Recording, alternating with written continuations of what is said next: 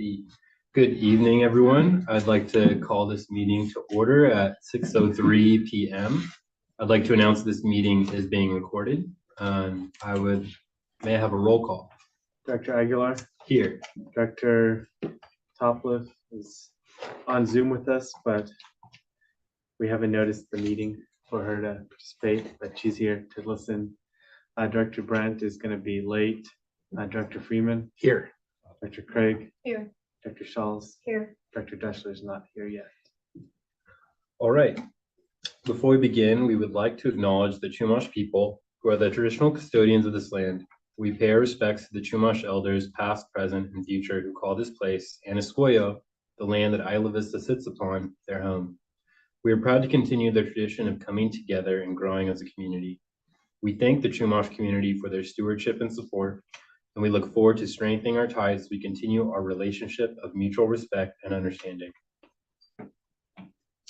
Now I'd like to move on to the consent agenda. Are there any motions or items from the consent agenda that directors would like to hear or pull?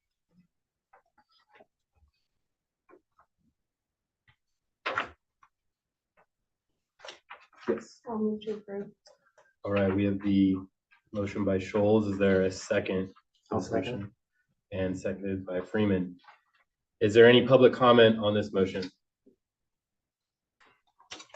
I see no public comment, so we'll go to a vote. All directors who are in favor of this motion, please say aye. Aye. All opposed, please say no. And this motion passes 4-0-0-3.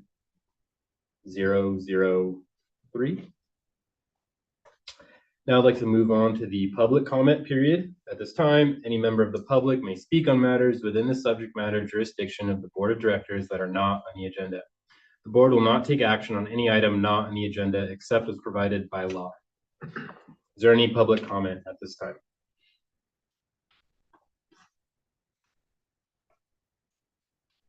All right, I see no public comment, so I'll move on to our discussion action items. We have item 4.1, options for Isla Vista Library Services and Governance. I'll get my screen shared, but I want to thank the City of Goleta and County of Santa Barbara for having representatives here today. We have Jaime Valdez, Robert Nisbet from the City of Goleta, and Ashley Watkins from County of Santa Barbara, who are here to join the discussion. I'm going to present the report that our ad hoc committee discussed and put together. Well, I wrote it, but it's the discussion that the ad hoc committee had, and then we can turn it over to our partners to share anything and see what the board wants to do. We're seeking direction. The purpose of this item today is back in June of 2023, the IVCSD board made a request to the County Board of Supervisors to consider creating a separate library administration zone for Isla Vista. In September 2023, the Board of Supervisors directed their staff to explore the possibility of creating that separate zone. And we've been in discussions since then with County's Community Services Department and the City of Goleta to discuss the possible options and the paths to get to those options. And our library ad hoc committee has been in some of those discussions and has met to consider those ideas and to move forward. Some key terms that are in the staff report are zone administrators. So these are the agencies that administer zone administrators are agencies that administer the branch libraries located within the County of Santa Barbara. Sorry. Hey, no problem. I can pause if you want to just come in. Okay. We have I brought my own chair because Jay brought you a chair too. he brought me a chair. It's so nice. We can like separate here if you Yeah. want to go all the way around. I don't know, Thank you. but it's not. But Sorry. like that's a very different kind of I chair. could've So like I been- can totally see like if that's the chair you need. Then the chair I brought. Oh my God, you're so dang cute. Oh my God. Oh, I'm so lucky. Okay. Oh, well, this is more much more nicer than that. Did you really bring this for me? Yeah, it is. You were so nice. Really? Hi, everyone. Hi. Okay. All right. It's all good. No Take care of your backs, people. So we were just at the beginning of the library item, so you haven't missed much. I was just Super. talking about the short history that we have at the top and how we got to this meeting. So there's a library zone administrators, there's the library zones, which are the different service areas that the county has created that includes both cities and unincorporated areas. And we're in a zone that has the city of Goleta as well as Isla Vista and other unincorporated areas within it. And then one of the main concepts in here is per capita funding, and that's funding allocated by the county of Santa Barbara based on library population served as reported by the state's Department of Finance. This number changes every year, but the county board does retain discussion on how much funding to distribute to the different zone administrators for library funding. So we put together different options for library services and governance, and the goal here today is to get the board's direction on which path to pursue. It's not a final decision today for sure, but we do, it is getting close to the budget season for 24-25, and so we want to be able to go into that with the board's direction. Does anybody have any questions before I talk about the different options?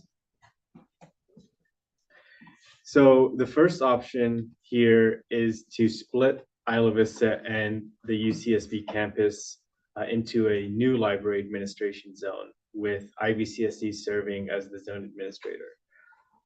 In this scenario, we would receive, approximately 170 to 226,000 in per capita funding. Again, that's up to the discretion of the county board of supervisors, and we could then operate our own library services as the IVCSD within this zone. We could do it in multiple different ways. Two main ways. One is IVCSD could do a RFP process, a request for proposals, and have a provider provide the library services. So that could, let's say, be the city of Goleta could be a agency that bids for that proposal, and we award the proposal to them. And so that in that case, we would be controlling the scope of work and managing the contract, similar to what the county, not that similar to what the county does, but in a sense similar to what the county does now. We wouldn't have a lot of staff time allocated for it, but there would be some, to do the process every year, to evaluate the contract, to manage it, to just keep an eye on things. We could also, and these are not mutually exclusive, so we could do a contract proposal or a contract model, and then we could also directly provide the library services ourselves through our own budget, with the scope that we also set ourselves. That this is a model budget that's derived on the other budget proposals and models that we've seen. It could range from $1,000 to $35,000 in additional cost by CSD, or even more, depending on the scope that we want to set. But it would cost, at least $200,000 a year to have an IVCSD provided library service. And yeah, it would fit into our existing structure under community programs. And one thing that is important to know is that there is no specific standard or requirement from the county and what the services need to look like, but we would still need to submit a plan for service and adhere to some basic standards, like having 2 employees present at any given time when services are being provided. Our ad hoc committee does recommend option 1 as the best course of action. And that, again, option 1 has like option 1A and 1B. It could be either one. They could be structured from 1 year to the next. You could just do the contract model forever. You could do it in different ways, but it would put IVCSD in the driver's seat.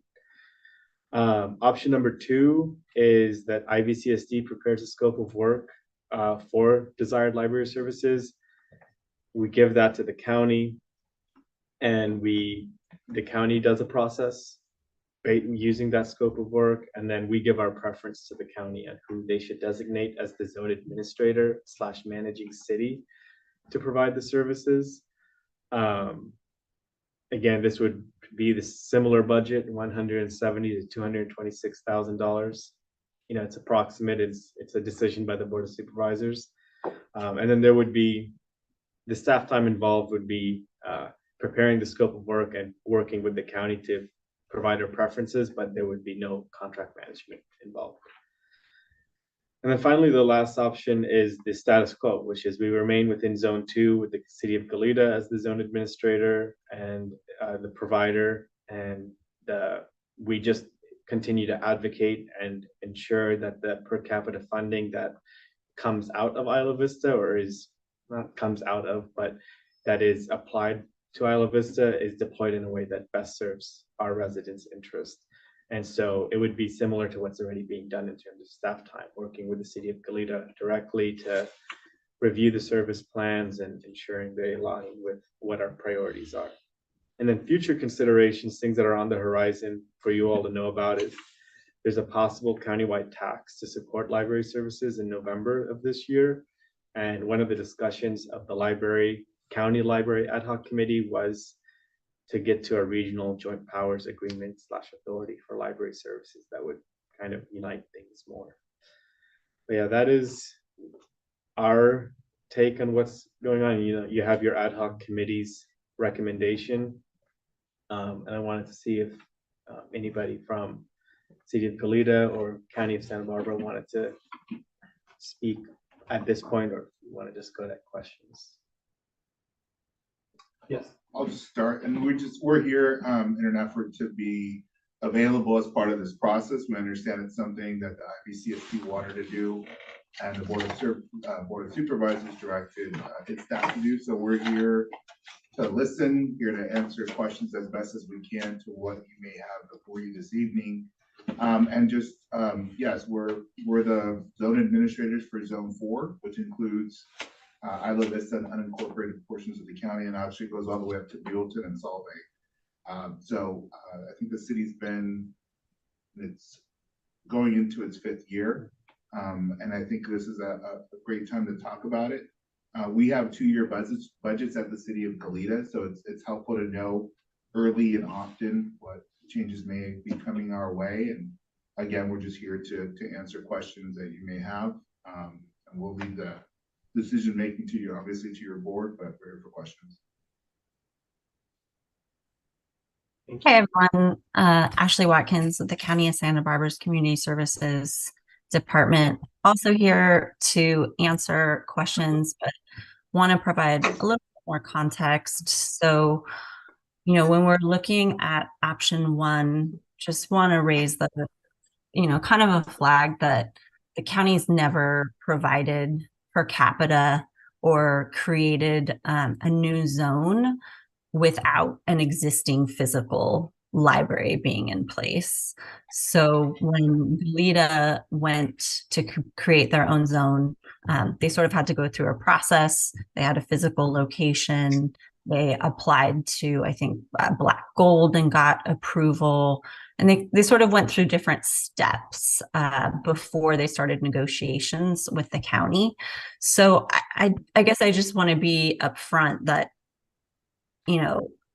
I can't speak on behalf of our board members, but without a physical space, creating a new zone might be a challenge for the board to support.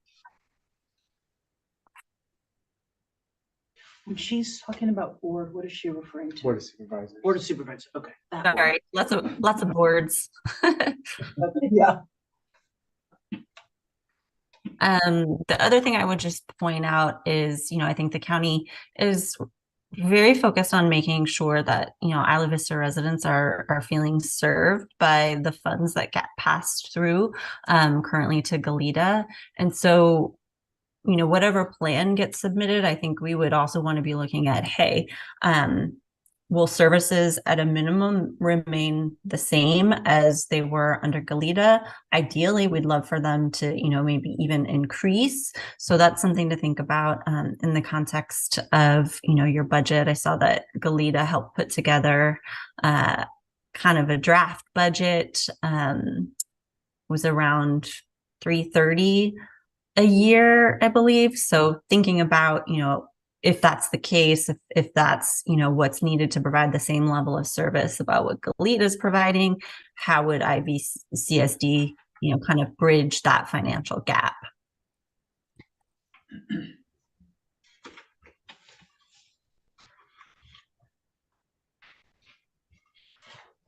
All right. Thank you for those extra bits of information. Are there any questions from directors at this time? I have questions. I have a lot of Yes, questions. Please ask away. Okay, so who's on our board? Who's on our library ad Ad hoc? hoc is me, Uh-huh. Director Freeman, and Director Schultz. Okay, cool. Have you already explained your reason that you chose option one? We've not explained it. Okay, so that's my first question. So what I want to understand is, Jonathan, you said there's option one and then there's like option 1A. Is that what you said? Yeah. I don't see an A. Yeah, I didn't label it that way, but Okay. essentially option one is IVCSD being the zone administrator, and then you can implement that in different ways. You can contract out the services Mm-hmm, to even the city of Goleta, mm-hmm. or you can do them directly as the CSD. And what is our ad hoc recommending? I think we didn't have a specific, you guys can speak on that. I don't know if we had a specific, I don't think we Version specified of that, but when I look at the plan and what I remember our conversations being, it would be that we would still be contracting with an existing library. Just because we don't have a collection, we don't have a dedicated, we don't have any dedicated employees to library services. So Right. there's tons of things that I know personally have to get off of the ground, and I know it takes time to get anything off of the ground.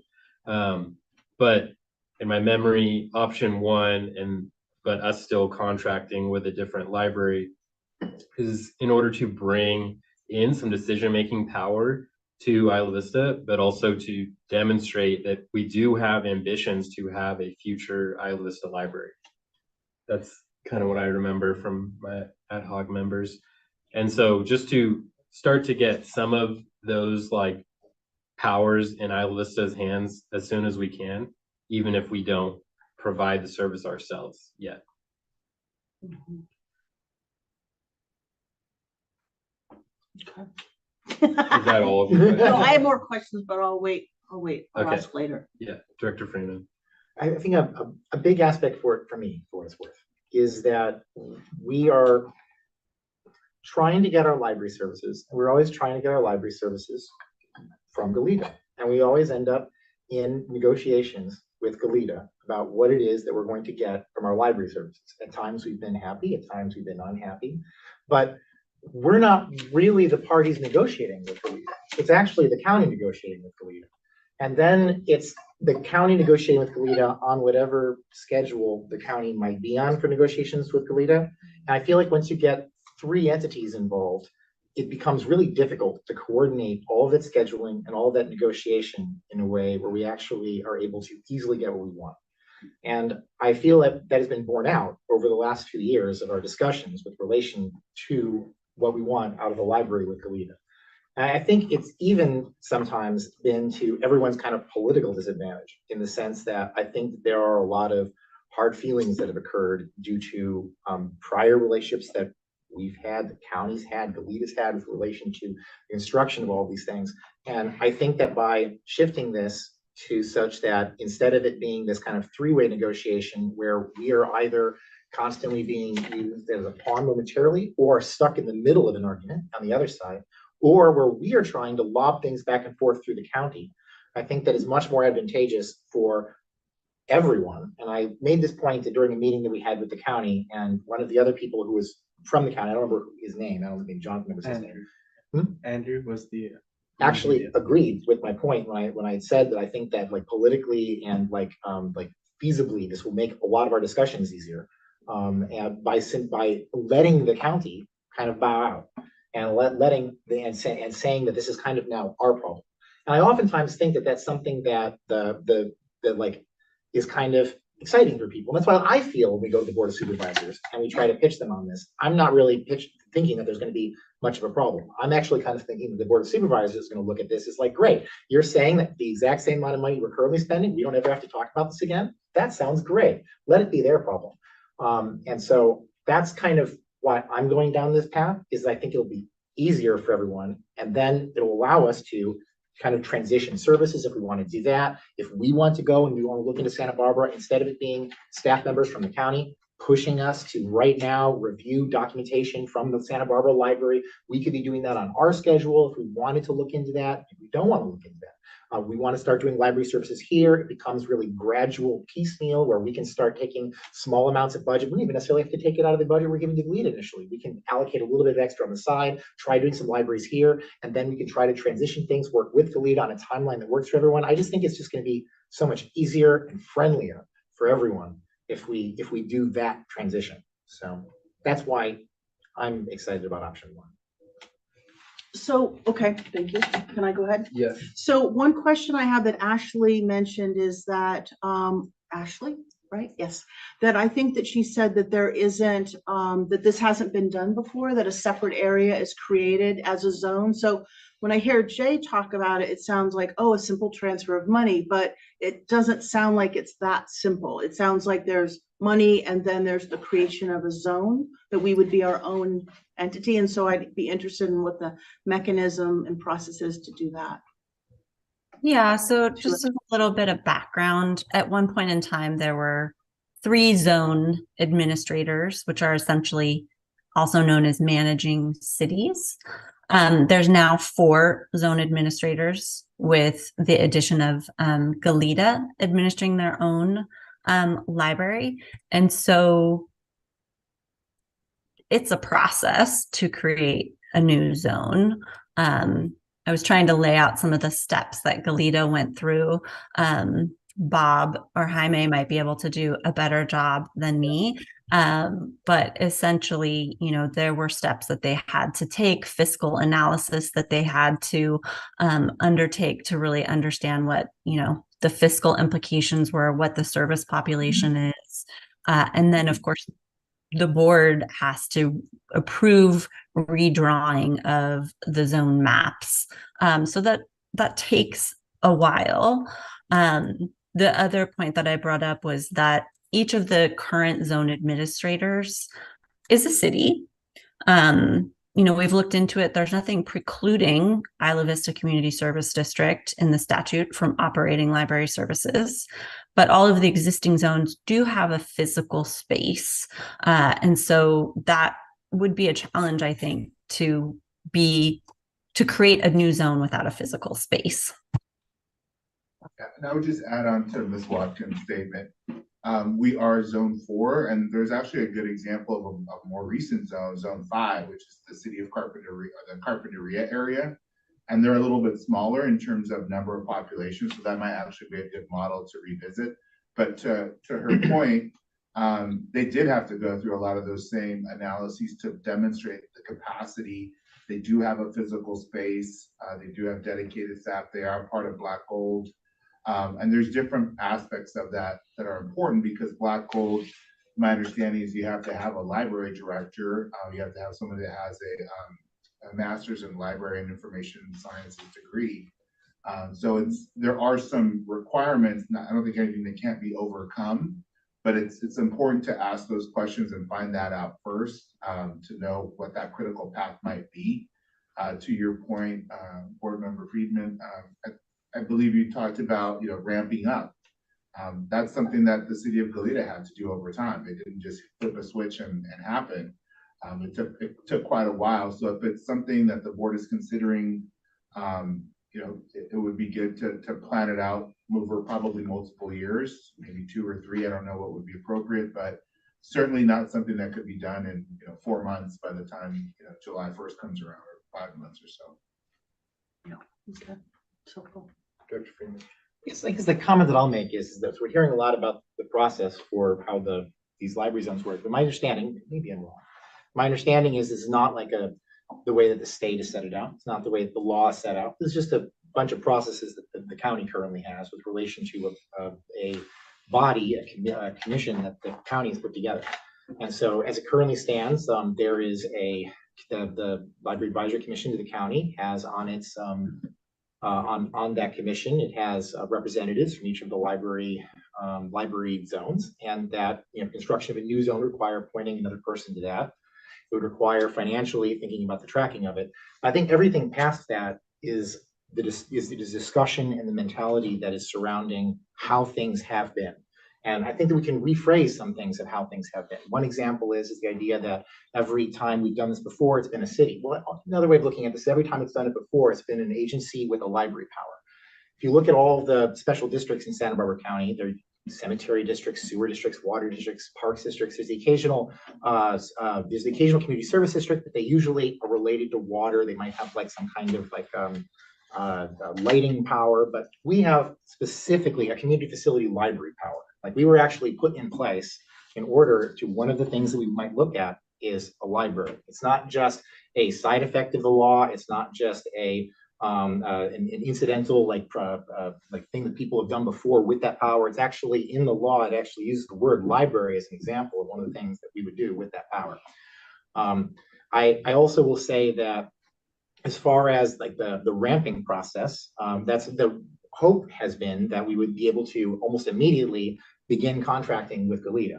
And that would allow us to then do that kind of ramping process at our own pace whenever we need to get around to it. And that would allow us to work on our schedule, which I think will be a lot easier for the people in Isla Vista to kind of operate and do.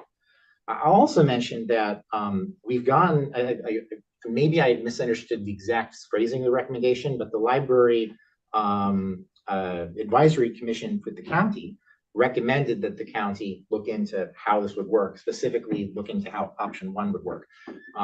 Now, it wasn't posed as options. It was to look into the construction, how we could actually construct a new library zone. The people who were there seemed okay with it. Darcel, of course, was there. Darcel was talking about this idea for a while. She seemed very into this. I've talked with people at the Carpinteria Library. They think that this is a good type of model for us. They've been encouraging me to try to encourage us to try to go in the same kind of direction. And I think that there's a lot of potential opportunity here. I do appreciate that it's a little bit different than the way things have gone before, but I don't think that it's something that is kind of outlandish with respect to what it would mean if you actually just look at the effects that it would have on the various parties. Thank you. Are there any other directed questions right now? What exactly is, what are we considering today? What are you asking the board to decide on? What your preferences are to how to move forward, because then we can go to the county and advocate for which option you want to go with. I guess I'll just say I'm a little frustrated because it feels like this is not very thorough in terms of like a dollar analysis of what we're stepping into. I'm also concerned that, unless I missed it, that we really haven't gotten anything. All I hear from Jay is politically this makes sense for us. I understand that part, but I also want to know like the nuts and bolts of it. And I just don't see that reflected here. So it just concerns me, is there more analysis on this, or is this it? Because it seems like there's more of a question here in terms of how this is going to, what the staffing levels are, the financial, I see some of the numbers here, it just seems not very well thought out. So I don't know if I'm missing something, but I would love to be informed. Dr. Freeman. Interesting little anecdote. Back in 2017, I came to the board, and something I was talking about at the time was, which we've come back and talked about again at various points. It's becoming again soon, but I talked about the idea of taking over the solid waste power of the county, and immediately people started talking about, well, where are you going to hire the trucks, and what's the staffing level going to be like? How is it going to affect our the routes that we're going to have? How is it going to affect the scheduling? Am I going to have trash everywhere? And it's literally just a contracting power. It's something where we would take it and contract immediately back with the entity that's already doing it, Marburg. This is the same kind of thought process, in that there is a certain amount of money that the county has. The county is currently paying Goleta in order to provide library service for us. And the idea is that instead of the county providing the money directly to Goleta, the county would provide the money to us, and then we would provide the money to Goleta. Goleta So would still then do the that should exact say same that, service. that should be Okay. the recommendation here. That's not what this says. This has a bunch of options and that's not what it says. Okay. And I'm just, I mean, I understand, like, we don't need to think of every single question that's coming up, but we ought to know where we're jumping before we jump. Like, where are we landing, right? And I'm just not sure, like, I just don't feel like this document really is and I don't feel like we're getting a lot of direction on exactly what we're asking for. If you're saying, let's consider today that this is a power that was given to us by legislation that created the IVCSD, we want to move forward in that direction, and we want to create a zone so that we then can contract with Goleta, that's fine. But that's what we should say. You know what? I'm going to agree with you, and I'm going to say that at the meeting, I actually brought this up. The original draft of this, I felt was even more confusing, and Jonathan made some adjustments. I did not look at the final version of this before it was presented here. I mean, I would actually go so far. I remember saying during the meeting that we had, the little library committee meeting, this could be confusing. People might think that we're trying to spend more money because it keeps talking about money, and I can see that. But I will say though that what we're really talking about here might even be cheaper for us because it will involve less meetings that are negotiations specifically dealing with the county with relation to this. And so it's the staff time, I don't think is going to be like, we're not doing anything here. Like we're contracting through. And if what it would take is to redraft this document. Yeah, I drafted a different document for this in order to make everybody comfortable with that. I'd be prepared to do that. But I think the reason though why though it is coming down to this option one thing is that we're not trying to say that we want to go to the county and recommend to the board of supervisors that we want to take very specific actions. It's that we're saying to the staff that we would like them to go to the county and ask to have the money directed in this way. And the things that we actually would do with that would then be up to us to do later.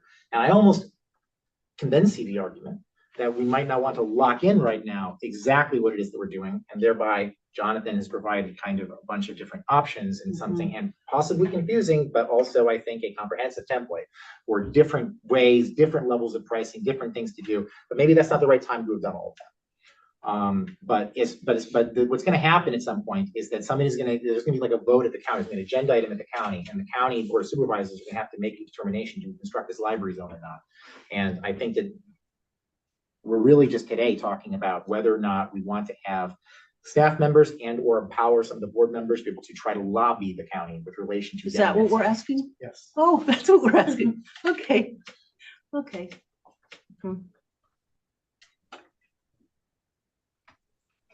Didn't we take a vote earlier this year asking this?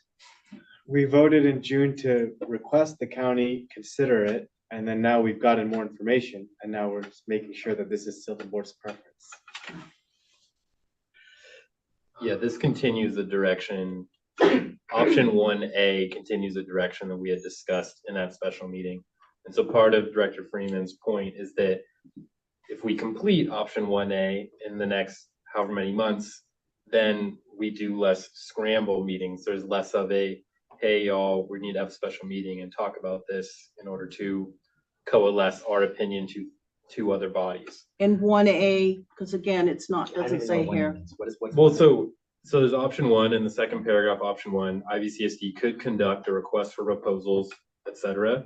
That is really similar to quote status quo, but the current status quo is that we do not decide exactly how much money goes to which body. The county decides that. This second paragraph would not determine how much money we get, but it would make us the determiners of where that money goes. Is that correct? Yeah, it's just saying the IVCSD should get the money from the county and then decide who implements the library services. Thank you. And so I think Director Freeman's point about solid waste is very useful because we have talked about solid waste a handful of times at this board, never with the intention that we would start contracting our own trash trucks, but in a way to more legally operate our special, really unique compost thing and also continue the service that we're happy with. this allows us, in the sense of libraries, to continue to work with a great partner and then add on specific boutique ILS services as we see necessary. Yeah, I guess I wish that said this. It would be a lot easier, but so let me ask you this.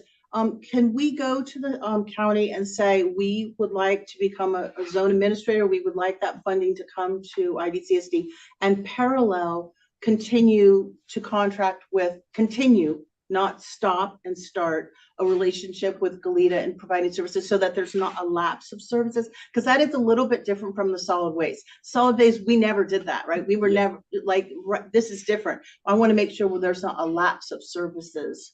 I can't imagine there being a lapse of services. But it is fair, and I will say that we should maybe, if we go this route, immediately have somebody start talking to Galita about potentially getting contract in, there's a term that begins with a C, like in concept sort of thing, that like if this actually ends up happening, then that could immediately occur.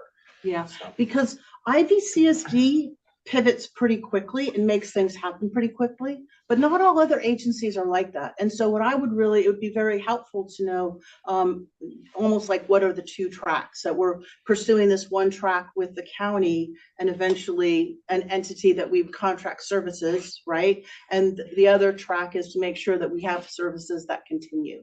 So I think that needs to be clear. And it would really be helpful if there's some kind of project plan with times and when things need to happen. This is pretty confusing. And I know this is a confusing issue, but I noticed some of my other colleagues aren't here, but I think this is very confusing and it's not clear what we're asking for. So I'm clear now in asking questions, but I think we really need to be very clear, because the less clear we are, the more that showcases kind of how we work together with our other partners that we're asking them to make decisions for us. I don't think there's a project plan because we don't know what we're doing yet. Like, we want to know, do we want to take this on or do we want to keep the status quo? If we knew, one possible project plan is to just set up the status quo. And then we can always modify it later. And then that would at least see what the transition would be. I meant status quo as in Oh, not I'm change sorry, anything, yeah, I'm sorry, I not meant change status quo anything, like service. keep the county Yeah. running everything and paying Galita to run our library services. I We can guess then I do thought we had nothing. already discussed that in June. I thought we had already discussed I this think we- issue. That's not the impression we got. And then there were new options on the table, like the second option, which is where we advise the county more formally instead of us doing it ourselves. That the county put forward as something they'd like us to consider. All right, well, maybe whatever we agreed to today, it's very clear motion. Put together a clear motion. Give clear direction. Let's give clear direction.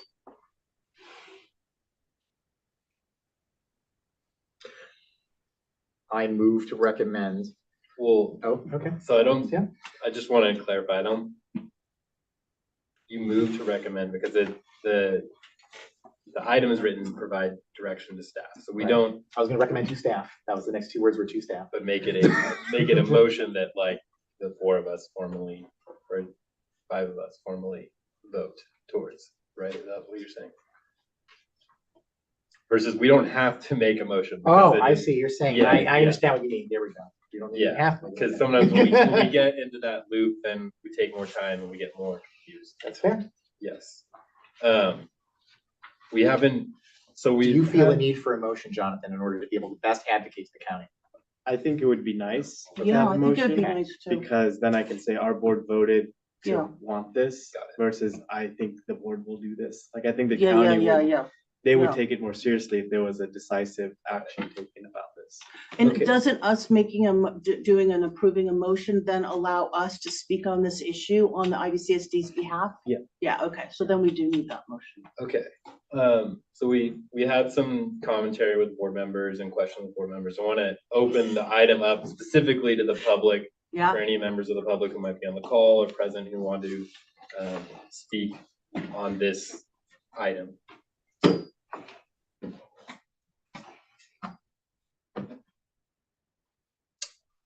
There's no one on Zoom commenting. No one's raised their hand. Okay, then I see no specific public comment on this item, so now it's time for us board members to continue comment, but also to work on a motion, so we have something clear to spring off of. you were working on a motion. If you remember it, you should feel free to try and workshop it in front of us. And actually, now I'm wondering if I'll use request instead of recommend. I'll move to request staff advocate with the county for a new library zone to be created for the area of Isla Vista and UCSD, with IVCSD as the zone administrator. Why do we have to put in staff? Why can't we just say Oh, I move would that the be- IVCSD supports? I'm okay. I would actually prefer to not put staff, but Yeah. but there was like when we were was the talking about original the thing, there was item. I love it. Drop Yeah. staff. Yeah, I move to request that the county, or if I can I request, I move to make a request with the county? Can I do that? Does that sound Support, good? how about move to support the county doing X? Okay, can I support the county doing something they haven't said they would do yet? request the county. Request the county, okay, let's do it. I Whatever. move to request the county construct a new library zone for the area of Isla Vista and UCSB with IVCSD as the zone administrator. To create, yeah. Simple. Do we need to do it by time or anything like that? Do we need to give any time to it? I don't think so. It might take more than this year. Yeah, that's good. I like it. All right, is there a second on this motion? A second. All right, motion by Freeman and the second by Deschler. Is there any public comment on this motion? I see no public comment on this motion, so I'll come back to the board for a vote. All directors who are in favor of this motion, please say aye. Aye. All opposed, please say no. And this motion passes 5-0-0-2. Oh, so Spencer didn't recuse himself? He's just not here? He's both. Oh, Both things are true. Yeah. Is- oh, both things are true. Is one of the zeros a recusal zero? Like the No, third it's one's like a absent. stain. Absent. Okay, Spencer's because he's not here, so. Yeah. Is he ever coming back? we just texted him. Oh, okay. Yeah. That's good. Yes, he should be arriving. Yeah, shortly. he asked, is it good to come in now? So Ah. he said yes. You guys can wait for him. Yes, we can wait a couple minutes while. Maybe we can move to item 5, so the last person. Okay. Awesome. There he is. Okay. So we will jump ahead to item 4.5, LAPCO member vote. We have someone in the audience who this pertains to, so yeah, if you can jump ahead to that one. Okay, so on an offset, every 2 or 4 years, the IVCSD gets to vote on a representative for special districts to serve on LAPCO. This year, we have 3 candidates who are on the ballot, and usually the board votes to support somebody, and then our board president casts that vote on behalf of IVCSD. We have until the 19th of February to vote. All You have right. the candidate statements in the agenda.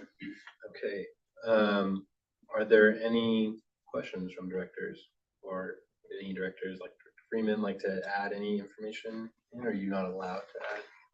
As far as I know, I can add information. The one thing, just there was some confusion a little bit earlier on the note that this is not, there are 2 positions that are voting for special districts, and then there's an alternate.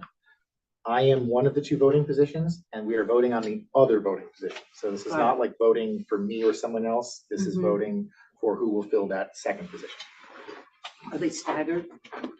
I think they might be. Yeah, they are. They are It's staggered. 2 years we did. But I also think that we oftentimes have people dropping in and out because of people will end up like getting voted off the thing. So like, Yeah. I'm actually not entirely certain whether it's like de facto, like all like supposed to be staggered, but sometimes it overlaps, or if it just doesn't really matter, but it's often staggered.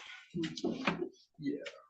So we're on I will say I don't term out for another 2 years. Yeah, so there's, 4.5 and then.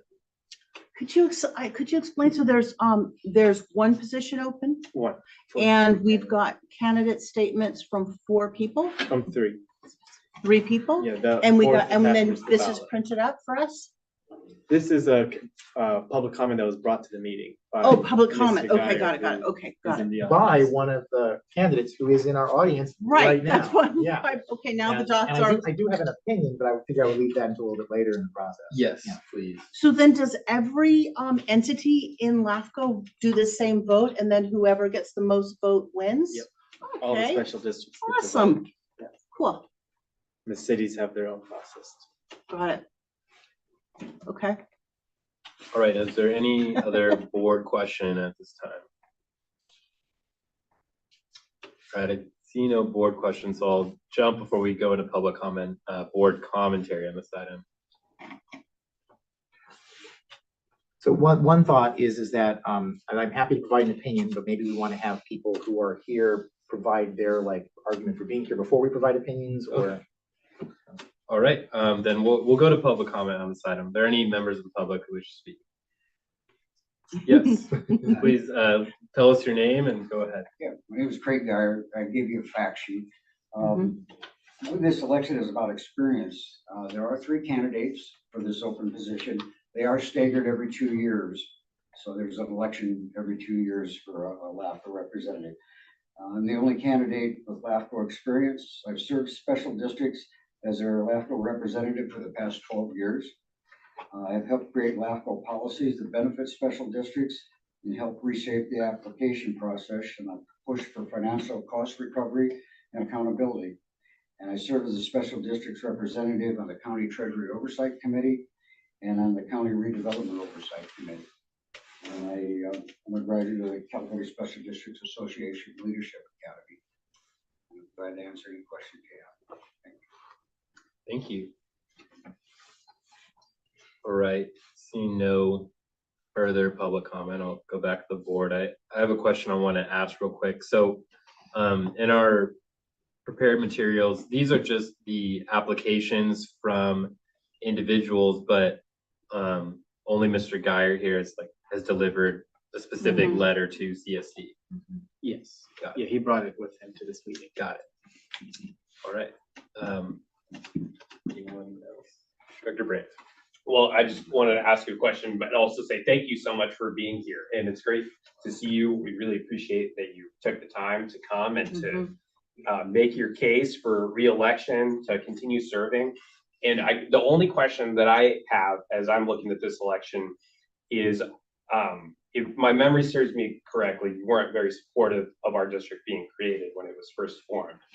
And so I guess I've wondered how you balance that. What has your approach been as a LAFCO member as it relates to the district when we come up for municipal service reviews and other sorts of items before LAFCO? Well, actually, I did support the formation of the CSD. I was challenged by a conflict of interest and I had to step down. Gotcha. I was able to not participate in any of the deliberations for the formation. Gotcha. I was able to participate in the taxi amount. Gotcha. And I actually was the one that made the motion to bring it to the highest level. So I was supportive of it. I have a long history with Isla Vista, very long history. And I've always, I spent a lot of years out here. I was a plumbing contractor, had a shop out here for 37 years. So I was here for a long time. It was a controversial matter. And I think probably what was most controversial was LAFCO. We had a special district representative, Jeff Morehouse, who was pretty vocal about it. And I think it came down to the process of sidestepping, going through LAFCO, getting special legislation is what it is, you know. And your municipal service review, if there's one thing over the years that I have pounded the desk about, is your municipal service review. To me, it's the most important document that a district has. And that was really how I wound up getting initially involved with LAFCO, was over a municipal service review. And what I've really learned is you do not let something get into that MSR that you don't agree with. And that was how I originally got it. But I've always told districts, get your municipal service review out at least once every couple of years when you have board changeover. Look at it, understand what it is, what's in there, and go from there. But I voted in favor of everything that you've ever brought to LAFCO and your last municipal service review, so. Thank you. Director Freeman. So I will attest that I have felt that Isla Vista Community Service District has gotten continued support from Craig. And the interpretation of when he had the conflict of interest was not in saying that he didn't want to be involved. It was that he wasn't able to be involved in that vote. And then the 8% within that range that we were given was very important to get in order to, and I remember that people were discussing how to maximize the likelihood that we would actually be able to succeed at what we were doing, because the state law had given kind of a range between 5 and 8%. Craig is somebody who has cared deeply about special districts for a long time, and I think is not trying to be on this board for any kind of one-off like advocate, like not there's a term I'm missing right now where it's like somebody's coming on specifically because there's like one thing they're trying to get done on the board, and I don't feel like Craig is Zealot? That's not it. It is activist. This is not an active, like running activist. Craig has been doing this for a long time, and Craig is not just has detailed knowledge of special districts, detailed knowledge of the LAFCO policies. Like earlier, where I'm not even certain if it's staggered or not. Craig has read through in detail all of the rules relating to how not just that like the LAFCO side of it, but also the Independent Special District Selection Committee version of it, which he was involved in on the voting for that process. Helped also the idea of trying to make it so that those things happen better, was advocating for doing those vote by mail and things like that. But Craig visits all of these districts. It's like one thing I think is notable is that we're here today and there are 3 people who put in, but Craig shows up. Craig has not just showed up to our district. Craig has in the past showed up to numerous districts. And when I was going on campaign trails sort of for this, I would hear about Craig being very, I would show up to places and Craig would be there talking about things. Craig knows a lot of these districts. And from that standpoint, then Craig is also on the board of the CSD, the local chapter of the CSDA, and their board has a lot of connections politically with this. I also just will say that I think it's very valuable not just have somebody not just specifically to have somebody who has deep connection with Isla Vista, but to have somebody who is from this little region of the county be on the board. I think that it provides us a lot of better opportunity in order to get the things that we're trying to get done. And so I am in strong support of continuing with Craig and to then vote for Craig. All right, thank you for those words. Are there any other director comments or questions? I'll just say I just appreciate, Craig, that you came here today. That really speaks volumes to that, you care about this position, you care about our district, and I just appreciate that you came out today. Thank you. Director Brandt. I also just want to thank you for your service on LAFCO, because as you know, it is a very niche and kind of meta governmental job, and can be pretty in the weeds and tedious, and you have a lot of experience in this area. So I'm excited to support your reelection. All right. Let's see, let me get back to my agenda. I'll quickly say thank you for being here as part of my comments. It helps a lot to hear the perspective of our Director Freeman about your character going and caring about other special districts, not just us, but also I love to hear that you have an Isla Vista history. That's very important to me. Let's see, is there a motion from any directors at this time? Director Brandt. Move to cast the ballot for Craig Heyer. I will second. All right, we have the motion by Brandt and the second by Freeman. Is there any public comment on this motion? All right, I see no public comments, so I'll return to the board for a vote. All directors who are in favor of this motion, please say aye. Aye. All opposed, please say no. And this motion passes 6-0-0-1. Thank you. Thank you. Good luck. Be sure to send your ballot in. Oh, yeah. Do it tomorrow. That's a big deal. Not kidding. I almost forgot to send it in for James or something. I'm finding a lot of districts having something about it. And I really do appreciate coming and Yeah. visiting with the special district. So far, out of 32 in the county, I've hit 22. That's impressive. A lot of miles in Thank the you car. very much. Thank you. My phone number's on there. Call me anytime. Your phone number and your address. Are you leaving us? Thank Ciao, you. ciao. All right, Take care. bye-bye. Bye. Thank you. Now we will return to item 4.2, our budget process timeline.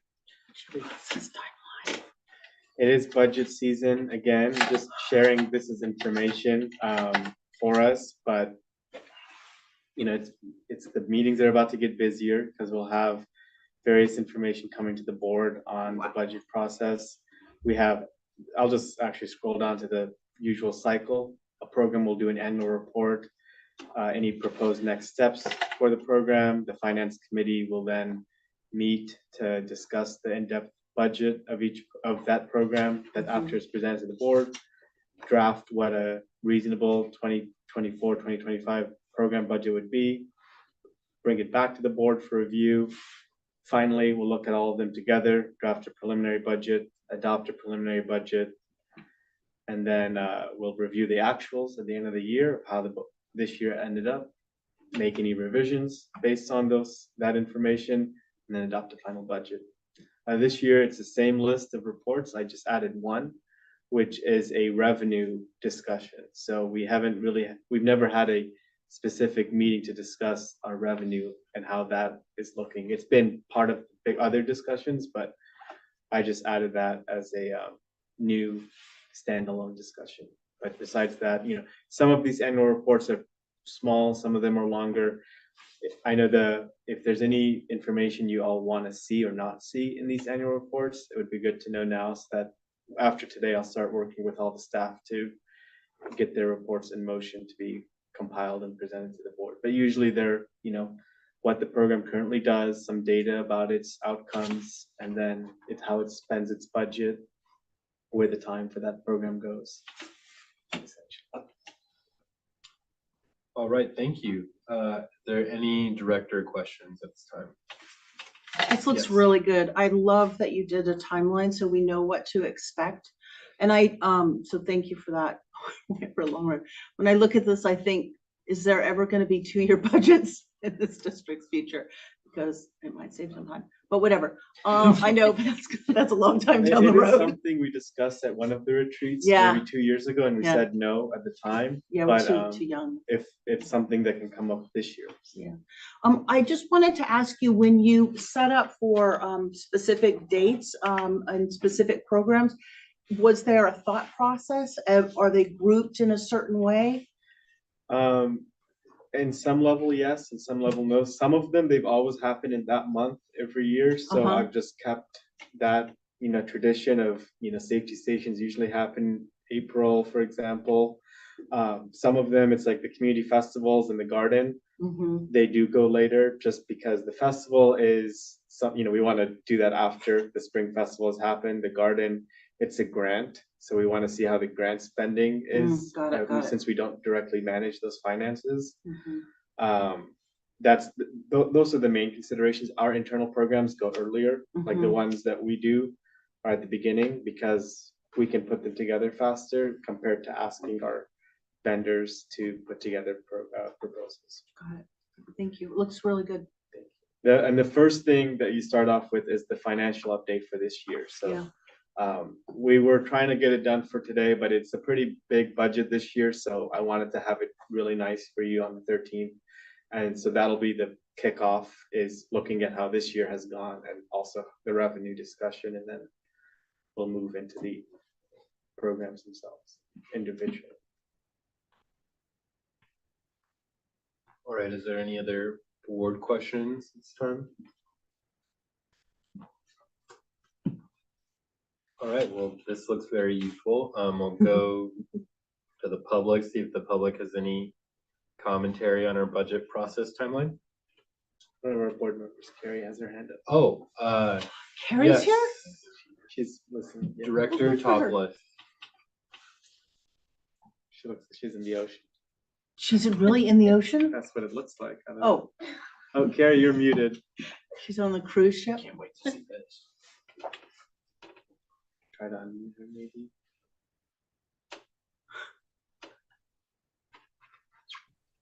Hello, I'm in the Maldives. In an Oh, infinity pool. just hang up on her now. Oh, But my I goodness just wanted to give you support for all the good discussions and decisions you've been making this evening, which actually is in the morning on Wednesday here in my location. And also say that I don't think that achieving a 2-year budget should be a goal of ours, because we are such a active and not bureaucratic entity that we need to be a lot more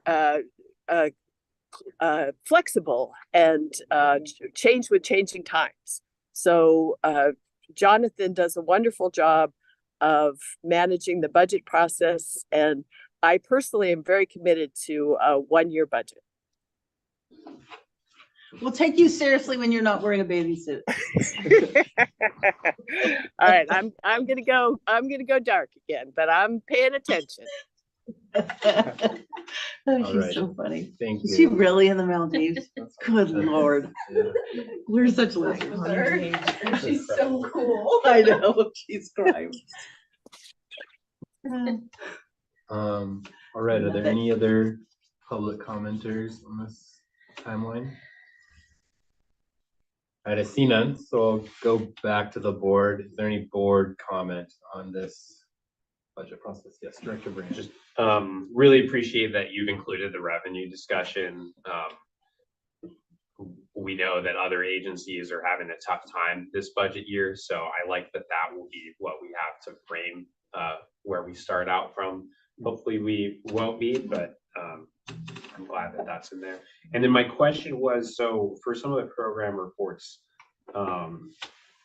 that are in here, like for example, for rental housing mediation program, what's the status of that going to be given the status of the program? Right. I know we weren't able to do a report last year, but this year we'll have to do one because our mediator is retiring, and we're meeting next week to talk about the next steps of the So program. he's still on board long enough to be able to help compile the data for the report, and then Yeah. okay. He'll get us the data that he has, and then we have a new program model in the works. So it might move up earlier depending on when his expected retirement ends up being. He has no hard date, but yeah, it might be earlier than later. That's for that one.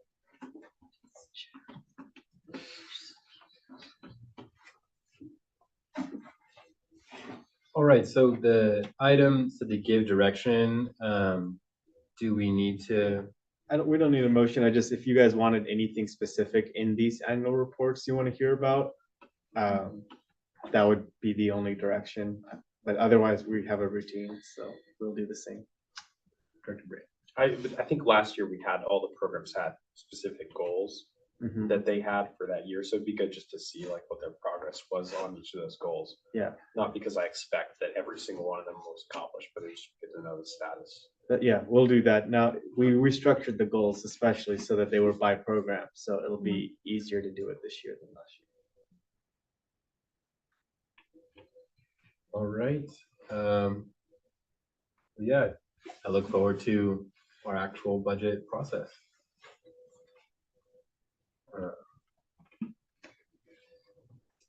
And now we can move on to item 4.3, resolution 24-1, updating employee holiday policy. So give me 1 second. I fixed the formatting on this from our policy committee. So I hope this is a better and easier to read format of changes and additions. But what this resolution does is it edits our holiday and vacation time policy to acknowledge that we now have part-time employees, which we didn't used to have, and affords them on a prorated basis the same holidays all the other employees get. So if you are half-time, you get 4 hours paid time off on, President's Day coming up, rather than what the current model has been is you just don't work that day and you do your 20 hours the other 4 days of the week. So this is, this would help if somebody had a second job where they were doing 2 20-hour jobs. This would actually help them be able to fulfill those two obligations because they get the 4 hours and then they can work 16 and then do the 20 in their other job and keep to their 40-hour week. So, and then it clarifies, it's mentioned, but it just clarifies the vacation policy that it is for permanent employees. That's already been afforded to our part-time employees. It is mentioned that employees who are not full-time will accrue vacation on a prorated basis, but the policy just says full-time employees get it and then talks about part-time later. So there's a clarification there. And it clarifies the winter recess as a paid time off. It's been like that in all the job descriptions we've approved for the last 5 years, but I didn't explicitly say it in the policy, but it's been like the de facto policy since we've approved the job descriptions to say that, and all the offer letters say that. So it's just a clarification on that, and the part-timers get that prorated as well. So some clarification, and then the addition is the federal holidays, which hadn't been a paid time for the part-timers before. All right, thank you. We for have that. 2 part-time employees. Thank you for that breakdown. Are there any board questions at this time? Dr. Brand? So the 4 hours, is it a floating 4 hours? Like if someone had planned on working on the day when the holiday was, they still have 4 hours in that pay period, they can use whatever. I prefer to not have it be like that, but technically, yes, our flex time policy, which is another one we have, does allow people to, move things around if they need to. So technically, yes, but I prefer for people to just not work on the federal holidays because, what I say is like, if you're working, then you might create work for someone else. Gotcha. So it's just better for everyone to not work.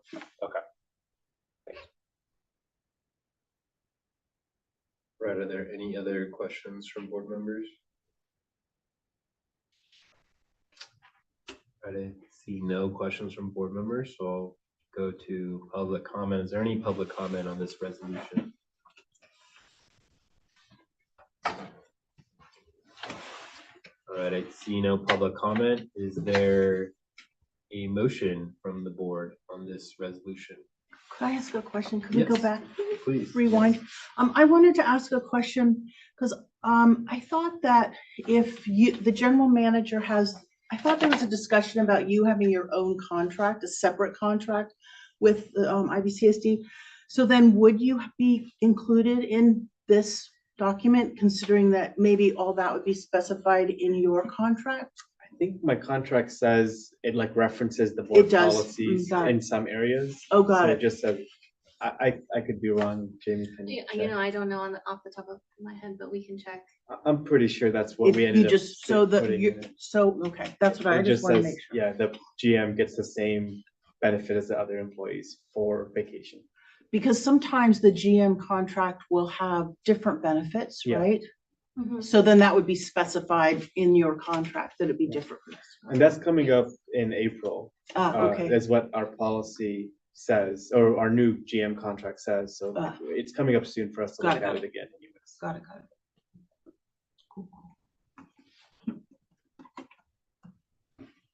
Dr. Brandt, I'll move to adopt the resolution. all right, is there a Second. Second, all right. We have the motion from Brandt and the second by Deschler. Is there any public comment on this motion? I see no public comments, so I'll return the board for a vote. All directors who are in favor of this adoption of this resolution 24-1, please say aye. Aye. All opposed, please say no. And this resolution is adopted. Now we will move on to our next item, resolution 24-2. Well, I want to thank Jamie and Jenna for doing a lot of the work on this one. I think my screen's not loaded yet. So there it is. So this is a policy that we've been having in policy committee for a few times. So I think they've discussed it a good amount and we've workshopped it, and Jamie has given some good edits and Jenna has been kind of leading the need for its development. So we have a couple community bulletin boards already, the community room, the community center, that people want to post things on. We also, at the last meeting, approved a new kiosk to be on Pardal that will be a public bulletin board in the middle of town for people to post flyers.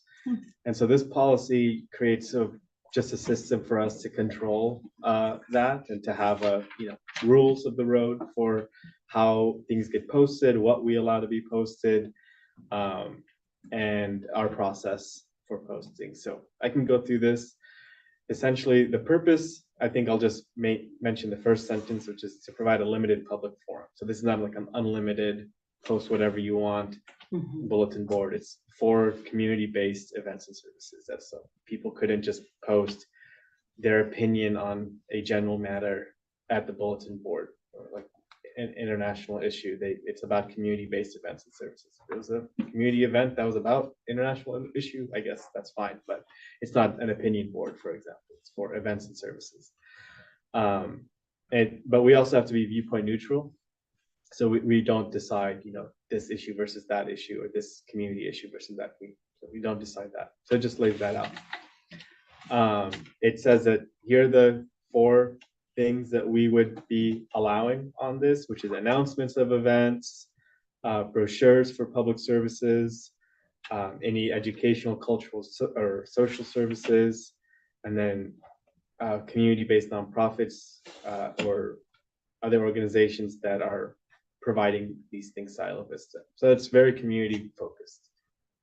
The list of what's not allowed is longer, but we do need that. And so it's political campaigns are not allowed, fundraising is not allowed, hateful messages are not allowed, sexual content or racism is not allowed. Anything that fosters discrimination or personal attacks would not be allowed based on protected classes and other non-protected classes that are related.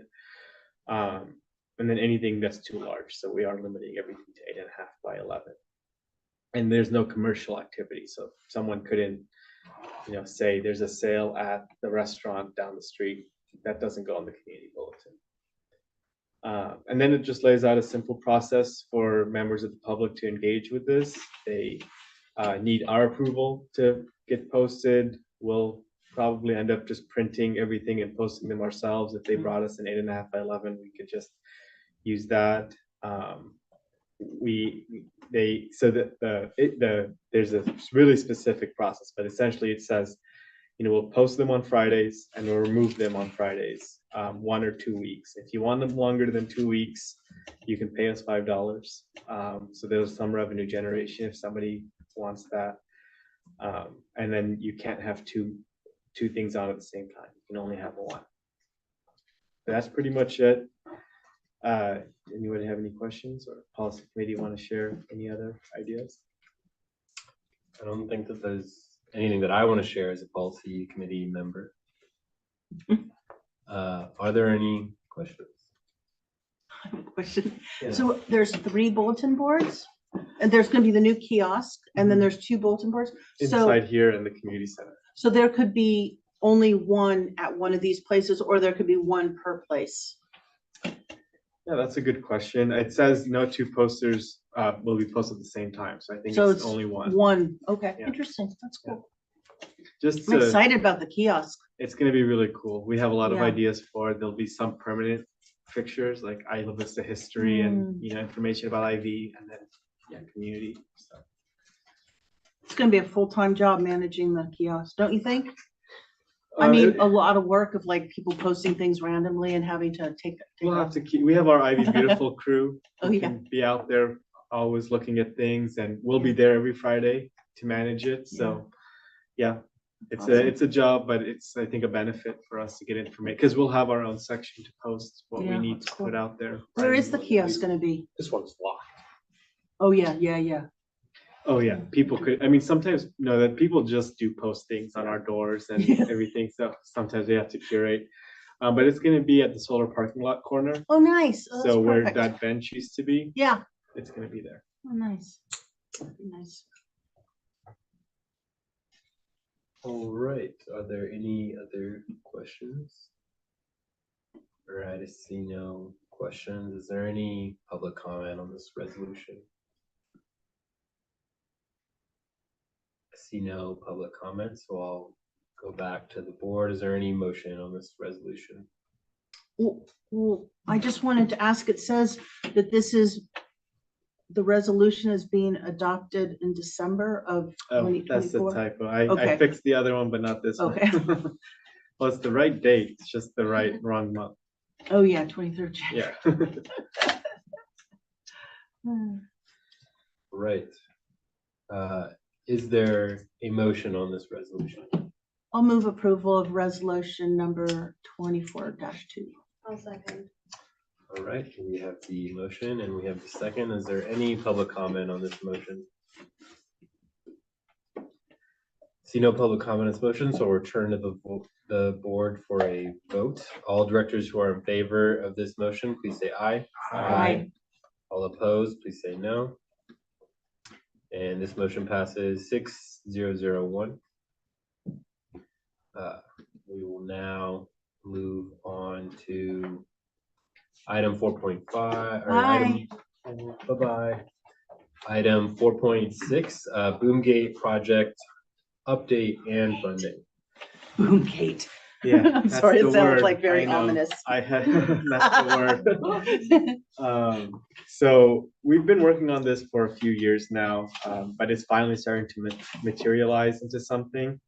We had originally budgeted $20,000 for this. The budget is much bigger, and that's why we're here today, is to give you an update on where the project is, how the project's going in terms of the planning for it. We're not approving the funds yet today. We're kind of just getting the temperature of the board on if this is still, something you want to stomach. But essentially, the need for this is at the community center entrance. There is a gate that's just two metal poles bound together by a chain that has two locks on it.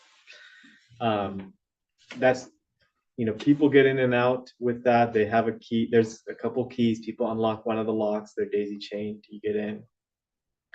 But one of the new services that's been at the board last April was the micro transit van that will take people from Isla Vista, the community center, to almost anywhere they want in Goleta, including Trader Joe's, which is the big demand.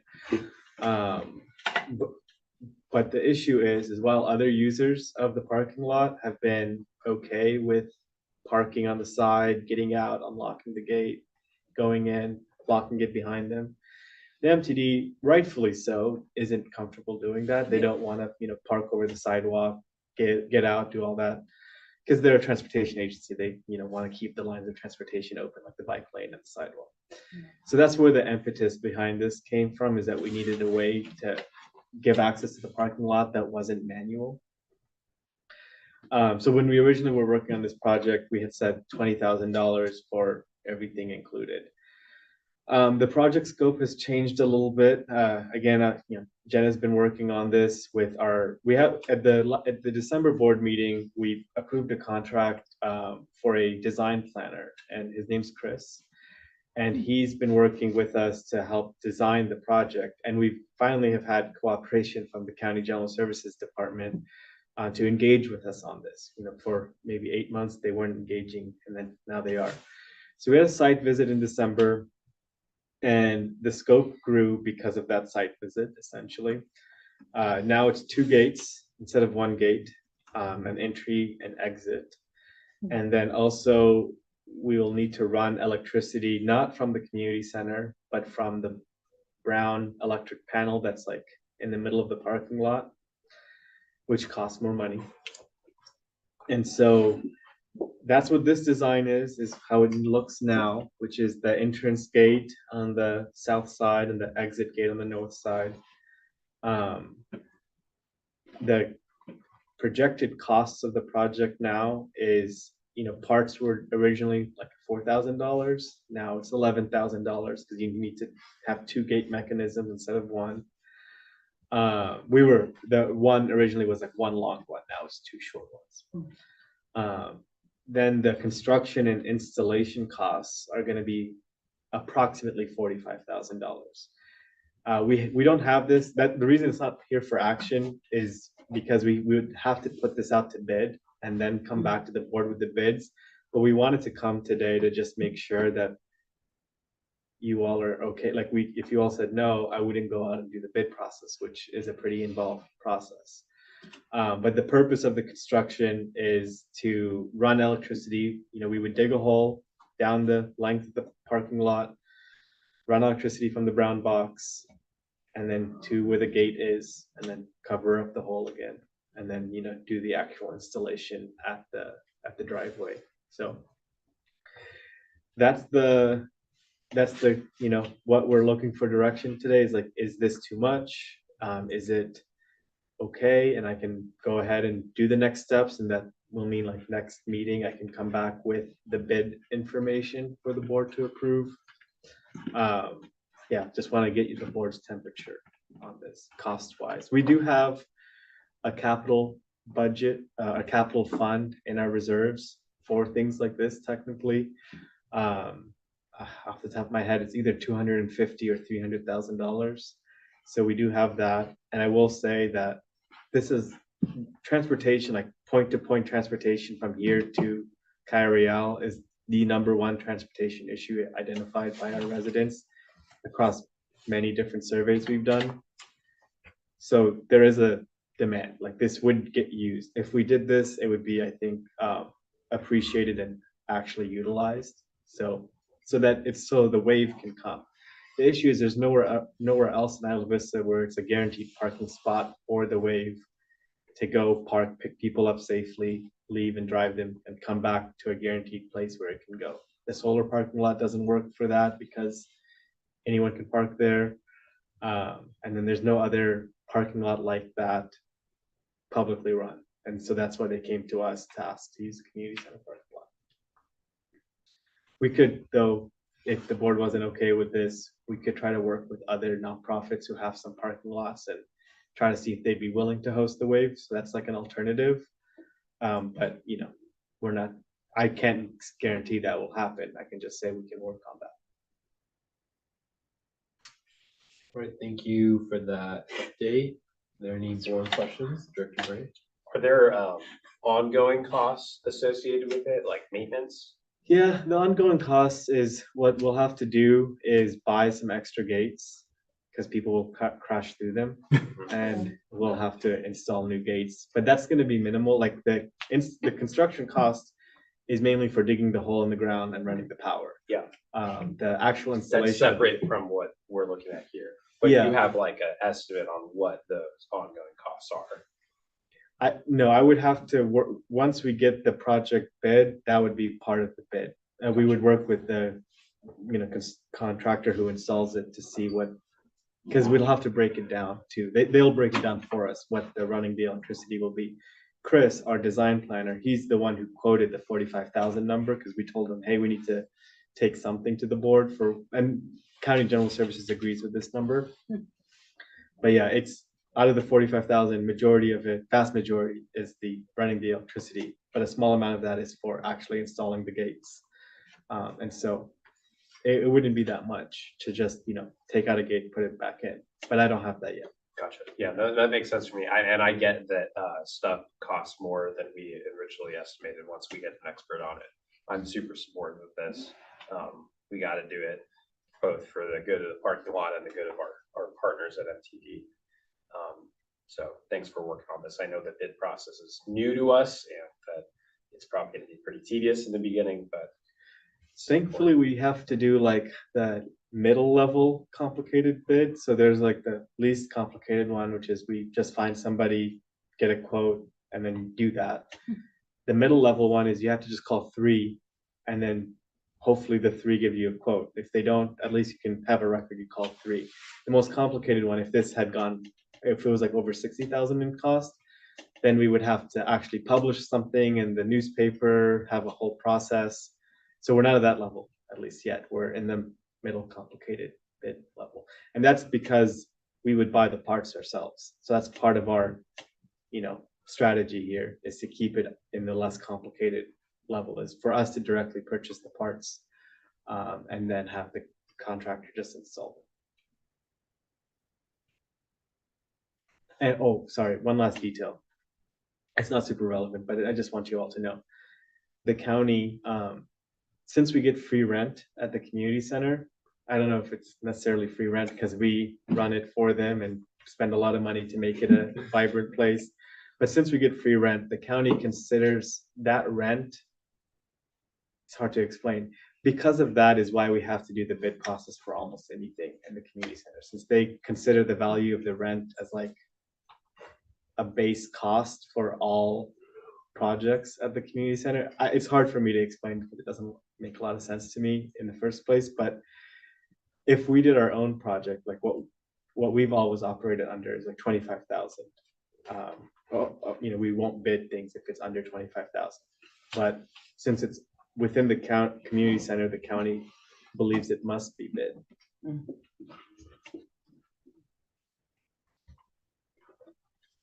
Director Bray, sorry, are you seeking a motion to put this out to bid or? No, not right now. I would appreciate a motion if the board's willing to fund the supply so that we can buy them sooner and have them ready for once. This is going to take a while. We're also going through the county planning department to get a permit, like a building permit. So we're not necessarily going to be doing this next month, but it would be good to get the supplies locked in.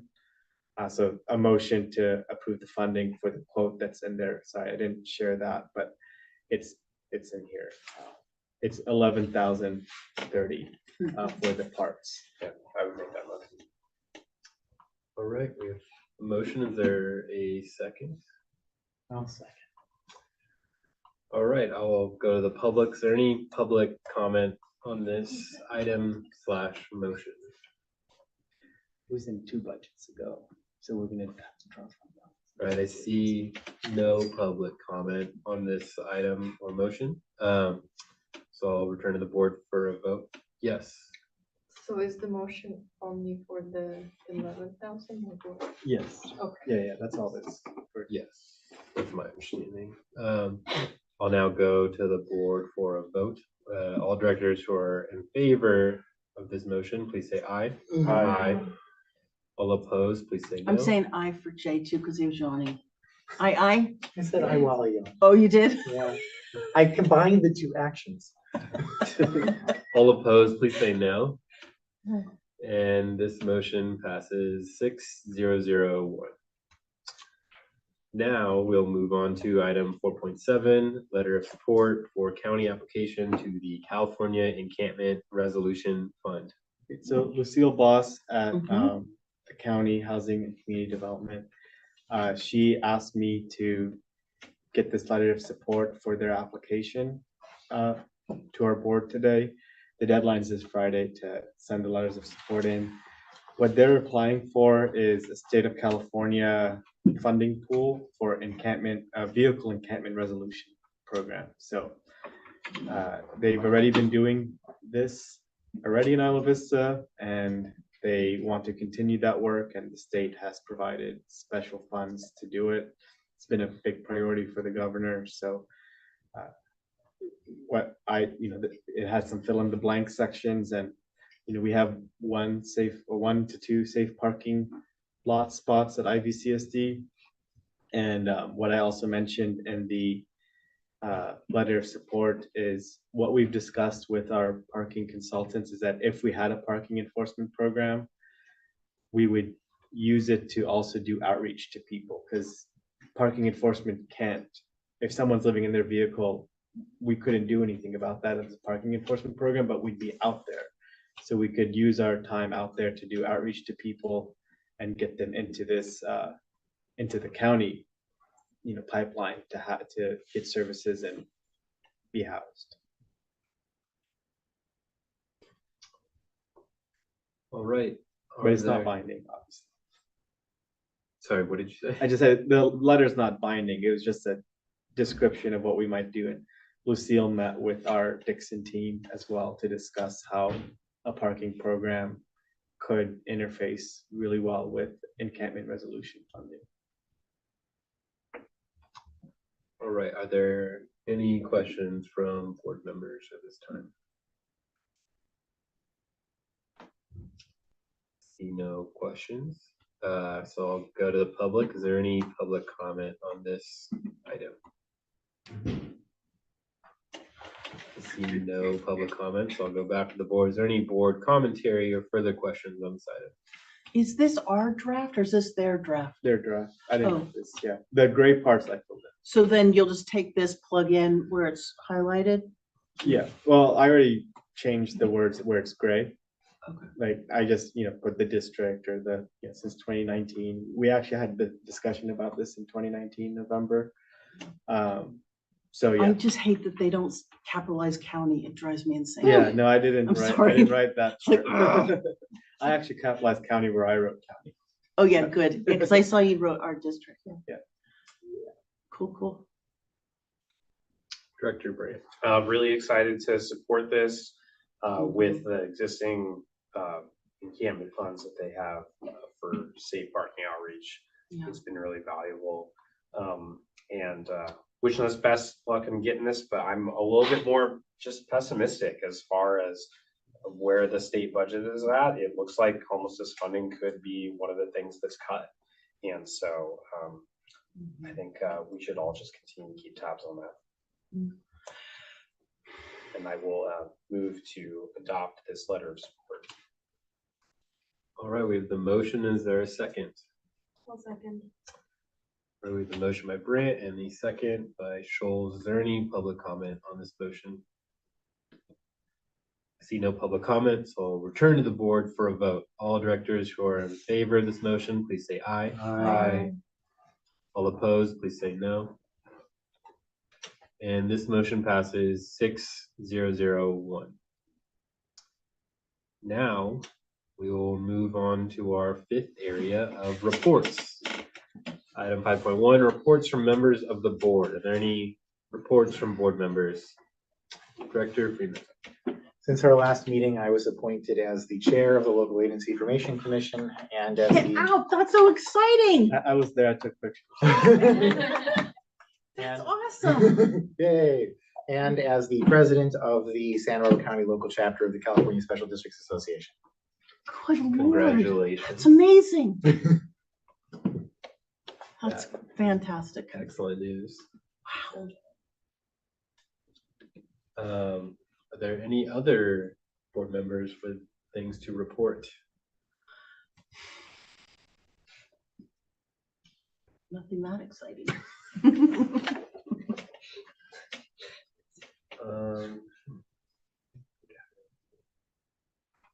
I'll move on to item 5.2, reports from standing and ad hoc committees.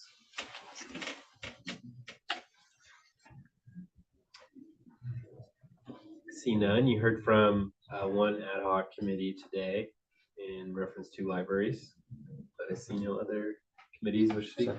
Director Freeman. It's also worth noting the policy committee is continuing to work on a set of policies related to enforcement of things involving the community spaces, like whether it be parking, people misusing parking spots or people not cleaning the space. And it's something we've been working on for a long time, but eventually it will. Next meeting. Okay. Director Brand. I actually do have one report, which is just I got a couple pieces of really positive feedback about the power washing that we approved a couple of months ago for the Loop area. So was excited to see that happen. All right, thank you for that report. Now we'll go to our report from District Council. Thank you. I do have a brief report tonight, something that I want to make you all aware of. During COVID, when a lot of agencies switched to remote teleconferencing, there was an uptick in public participation and what is being referred to as Zoom bombing, where people will log into public meetings and then spew really hateful, misogynistic, antagonistic, racist things not relating to any local agency business. That appears to be happening again. A lot of people are logging into public meetings, signing on anonymously, using fake names, and saying really hateful and racist things. It happened at a meeting that I was at last week. And so what I have done for my clients, and which will also be coming to you, is a handy little cheat sheet on how to address this issue. Unfortunately, we do still have to give people the opportunity to speak if we're using teleconferencing platforms. But our saving grace is advising them that they have to be addressing the board within items that are within its jurisdiction.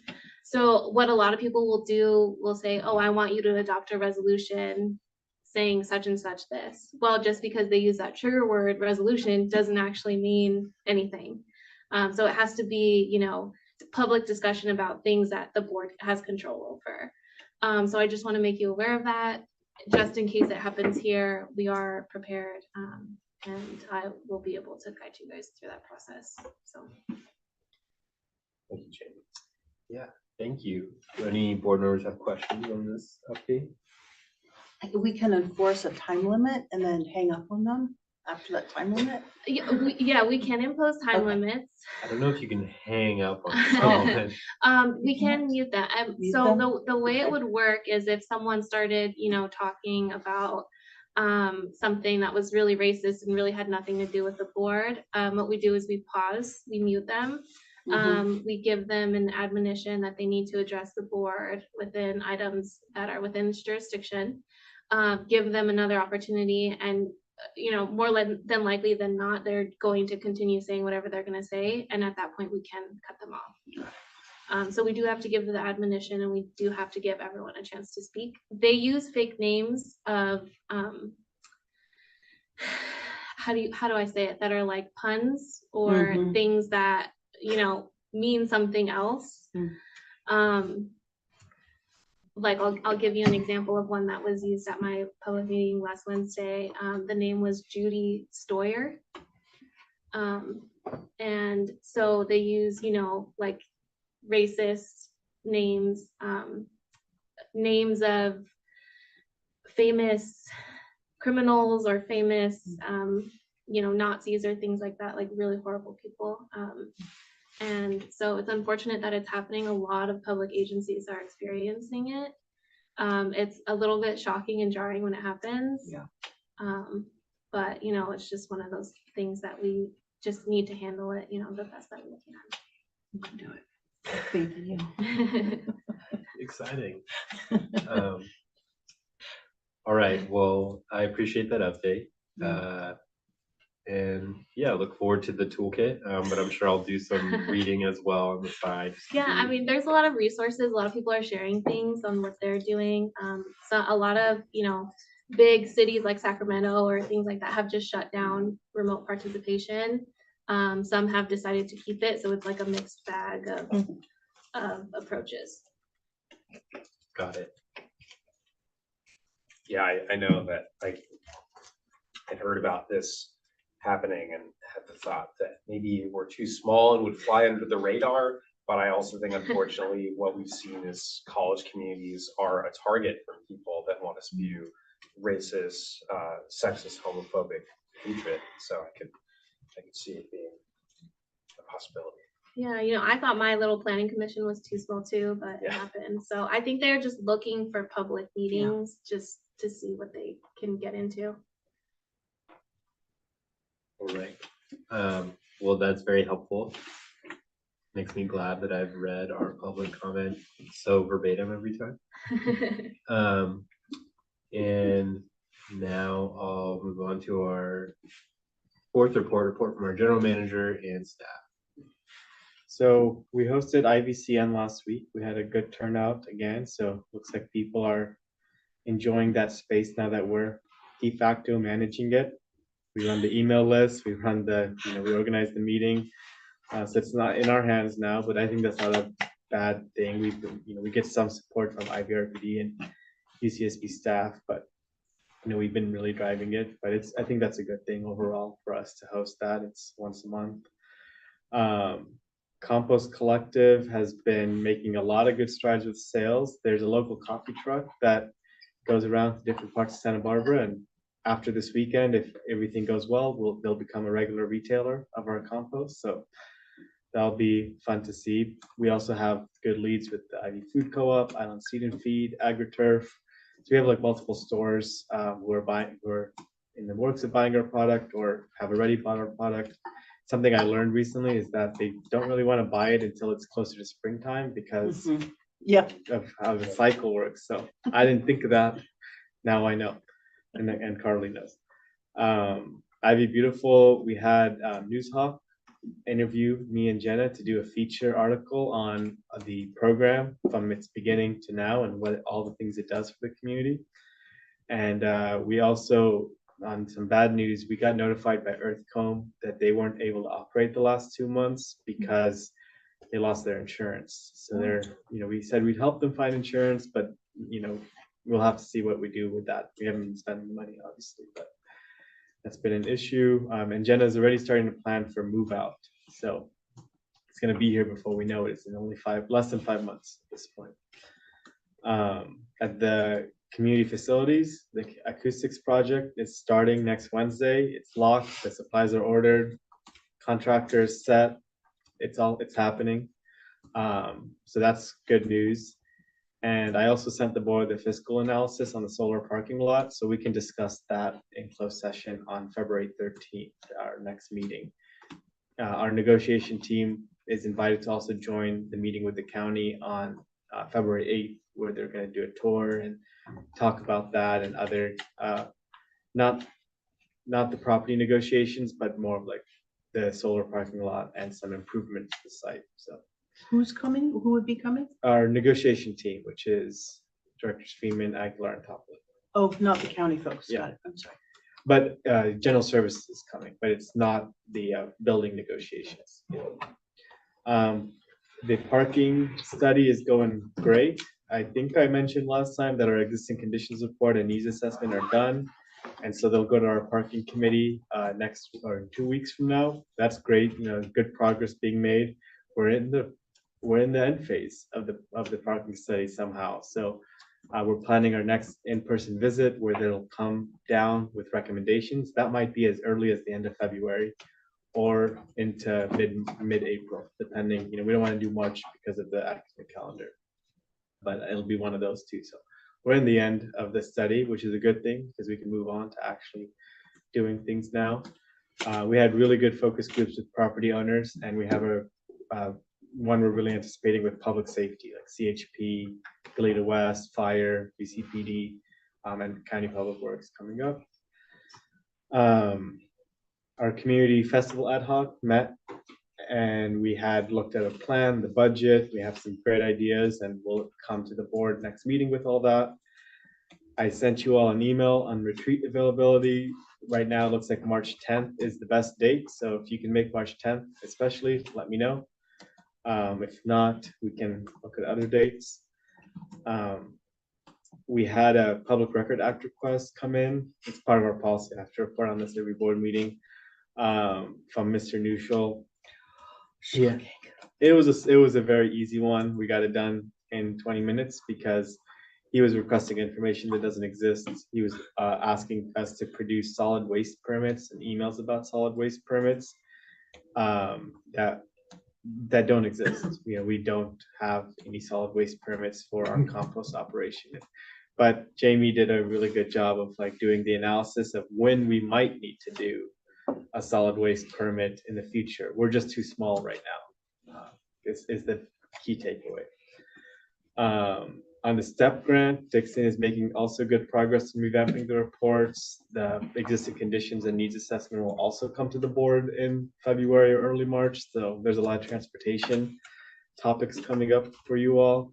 They might ask for another change order because there was an unexpected amount of undone work. I hope I said that right. They didn't realize how hollow the reports were. It won't be that much, but just letting you know, we don't know yet. They're still working on it. Bluff safety, the county planning department will come to the board on February 13th to present on their bluff policy and just the Isla Vista bluffs. So be prepared for that. And then lastly, well, there's two LAFCO updates. One is that our review from last year went really well at LAFCO last week. Mr. Neuschel did make a comment about us needing solid waste permits that, wasn't entertained by the commission. There was some, it prompted a discussion, the MSR between Goleta West Sanitary District and us and IVRPD about the street sweeping operation, but it was good because it prompted us to now talk. So me and Brian and Kimberly who's like their general managers, Mhm. are gonna meet about street sweeping and gutter cleaning. So that's good. It's like exactly what LAFCO is for. Exactly, Love that's that. so great. It Awesome. prompted the discussion to happen. And then now I'm gonna go to the LAFCO meeting next week. Is it next? Yeah, it's next week, and we're gonna hear about the next round of review, which is the community spaces and parks and open space and other related services. So libraries being also one of them. So I'll be there for that, and we'll, be going through the process again. I think we're one, besides the cities, the only special district that probably gets reviewed every year. Yeah, is that normal? No, no one else has as many powers as we do. We Oh, have, that's why. yeah, Got other it. special districts are like wastewater, Got it. parks, or just one thing, but the cities are all. We're like a city that way. We're like a city. Yeah. So that's pretty much it. Yeah. On my end. All right. Thank you. Are there any questions from board members? All right, I see no questions. I had a question. Oh, yeah. I just wanted to get an update on, if we know, sorry. I just wanted to ask about the update on the, Vacation carry, that's more. on the ordinances, on status of any ordinance, coming up in the The- county. The public safety ones, Uh-huh. so they were passed last fall. Both of them. So now we're just going on to second reading and Oh, yeah, everything. it's a Okay. good, the second reading's done. Second reading happened too. So I That's think what happens. You they go on are, vacation. It didn't happen without you. they get implemented, I think, February 1st. Oh my God, and look then- at how cute she is. Are you on a stand-up board? She's surfing. I'm But so we're jealous. working with Lieutenant Tesla. Maya is working to get a meeting with all the bands and DJs and promoters to meet with Lieutenant Tesla at the community center to just talk about the new status quo. That's awesome. So he requested that.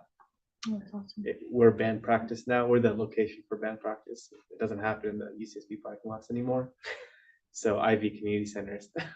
So that it's natural, they're already Yes. there. We're just gonna join their band practice and talk to them about it.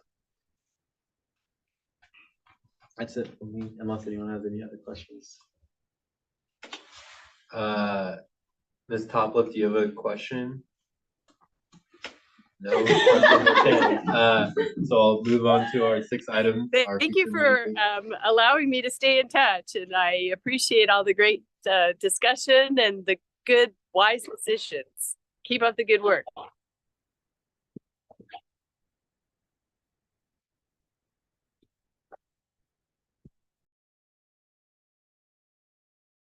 Leaves, I will not be participating.